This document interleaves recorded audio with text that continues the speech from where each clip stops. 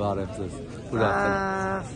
Որոշում կայաց, այսինքն որոշում կայացրեցիք, որ այսօր պատարակ պիտի լինի։ Այսօր ժամերգություն։ Այո, Այսօրվա Բիրականի Սուրբ Հովհաննեսի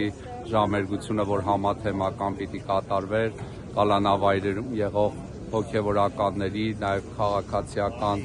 այն անձանց, որոնք քաղբանտարկյալ են, նրանց համար պիտի ժամերգություն անեինք, բայց իմանալով, որ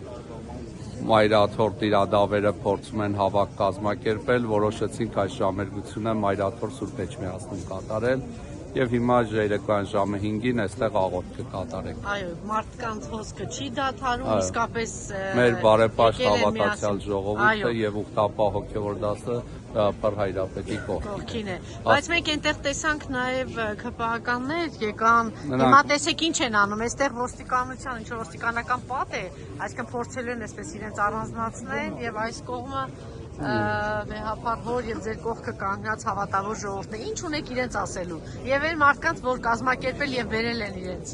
Անիմաստ են իրենք գործում, որտեվ Տիրոջ դեմ են գործում, Տիրոջ դեմ իրենք անզոր են։ Փառք Աստծո, մեր եկեղեցին ունի իր օծյալ գահակալը, որը փառահեղ կերպով եկեղեցին առաջնորդում է դեպի իր հոգեփրկչական առաքելությունն է կատարում եւ ցանկացած ուխտադրուժ եւ տիրադավ որևէ դեպքում հաջողություն չի ունենա։ Առաջարկ, այսօր Նիկոլ առաջարկ արեց, որ վեհապար հայրը կհանդիպեն եւ իր հրաժարականի մասին խոսել։ Ես կուզենայի դուք իրեն հիմա առաջարկ անեիք։ Մենք բոլորս կուզենք Նիկոլ Փաշինյանի հրաժարականը։ Եվ դուք ձեր խոսքում նաև ասեցիք, որ ինքը ընդամենը 100 մարդուց ավել չի կարող հավաքել, դուք տեսանք Այգեշատի իրենց այդ հերթական պատարակի։ Նիկոլի հետևորդները 100 հոգի։ 170 հոգի մարդ հազիվ էին հանդիպել չհաշված այնտեղ վարչական ռեսուրսով եկածները։ Շնորհակալություն։ Աստված